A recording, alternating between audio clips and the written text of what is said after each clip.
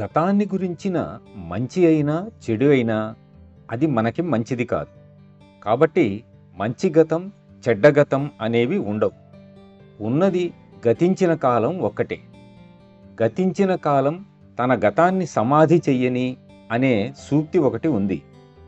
గతాన్ని శాశ్వతంగా పూడ్చిపెట్టాలి. మనం భవిష్యత్తును గురించి ఆలోచిస్తూ వర్తమానంలో జీవించాలి. మీరు ఆ విధంగా చేస్తే సంస్కారాలు అనేవి ఇక ఎంతమాత్రం ఏర్పడవు.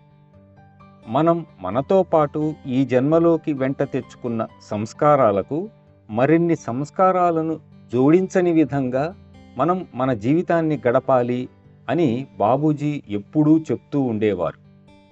కాబట్టి గతాన్ని గురించి, వర్తమానాన్ని గురించి, భవిష్యత్తు గురించి, అపరాధము, ప్రాయశ్చిత్తాల గురించి, సమాజపరమైన, మతపరమైన ఈ అభిప్రాయాలన్నింటినీ దయచేసి మర్చిపోండి. గతంలో చేసిన పని నుండి మిమ్మల్ని బాగు చేయగలిగే ప్రాయశ్చిత్తమేదీ లేదు. చేయగలిగేది కేవలం దాని యొక్క ముద్రలను తొలగించటమే. ఆ ముద్రలను తొలగిస్తే అప్పుడు ఇక గతం అనేది ఉండదు.